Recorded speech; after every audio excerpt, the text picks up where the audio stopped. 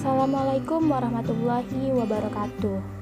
Perkenalkan, kami dari kelompok 4 yang beranggotakan Rahmi Fauzia, Tria Lira Mandola, Della Tamara Putriani, dan Aulia Rahmat akan menjelaskan tentang profitabilitas masa depan dan pengembalian saham perusahaan inovatif di Australia. Sebelumnya yang kami hormati Ibu Ami Fontanella selaku dosen pengampu mata kuliah Seminar Akuntansi Keuangan. Baiklah, tanpa berlama-lama langsung saja kami akan menjelaskan mengenai profitabilitas masa depan dan pengembalian saham perusahaan inovatif di Australia. Happy watching! A. Pendahuluan. Penelitian ini bertujuan untuk 1. Replikasi temuan Hirschleifer et al. Terkait hubungan antara orisinalitas inovatif, profitabilitas masa depan, dan pengembalian saham, serta 2.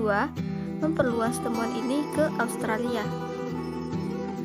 Pengaturan Australia memiliki kesamaan dengan Amerika Serikat dalam kaitannya dengan kekuatan sistem hukum, penggunaan hukum umum, dan kesamaan yang mendasari dalam mendaftarkan dan menegakkan paten. Namun, pengaturan Australia memiliki keunikan bahwa inovasi teknologi, sebagaimana tercermin dalam kegiatan paten perusahaan, secara signifikan kurang aktif dibandingkan dengan Amerika Serikat. Inovasi memungkinkan perusahaan untuk menghasilkan profitabilitas yang unggul melalui pengenalan produk baru dan kemampuan untuk membebankan harga premium. Namun, investasi ke dalam ide-ide inovatif mungkin gagal menghasilkan produk yang layak secara finansial karena kurangnya teknologi dan sumber daya manusia, serta keusangan produk.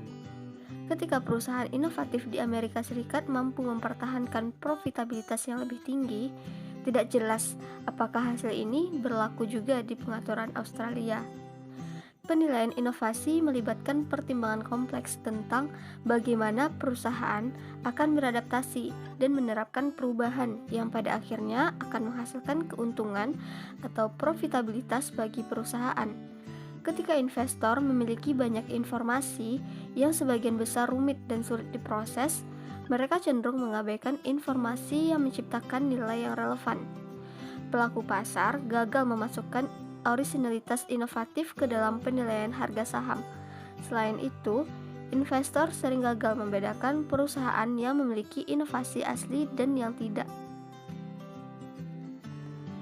Selanjutnya yaitu, pada perusahaan inovatif di Amerika Serikat terdapat hubungan antara profitabilitas berkelanjutan dan pengembalian saham di masa depan. Sedangkan pada perusahaan inovatif di Australia ditemukan bahwa perusahaan inovatif mampu mempertahankan profitabilitas yang lebih besar dibandingkan Amerika Serikat.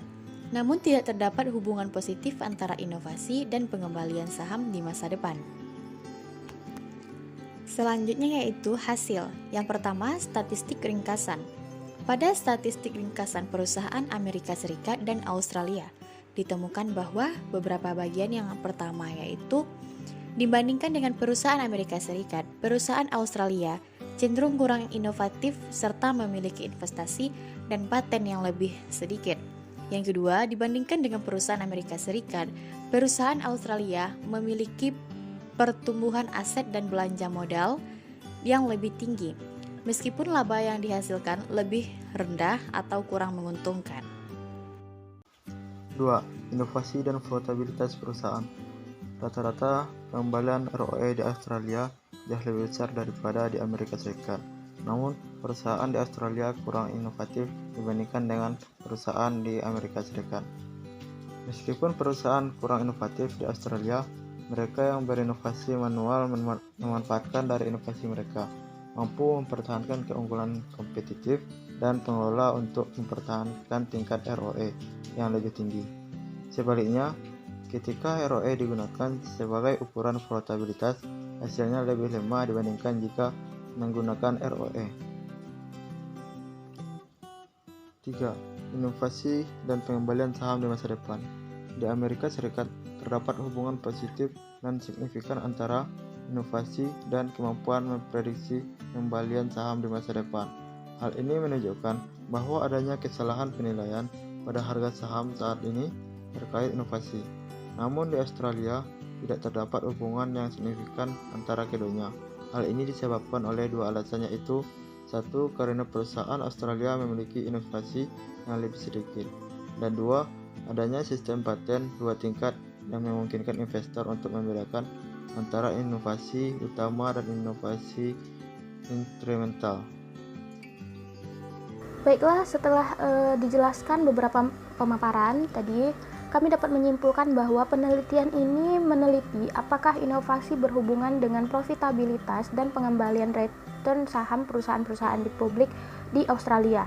Hasilnya menunjukkan bahwa perusahaan-perusahaan inovatif di Australia mampu mempertahankan keunggulan kompetitif dan profitabilitas jangka panjangnya.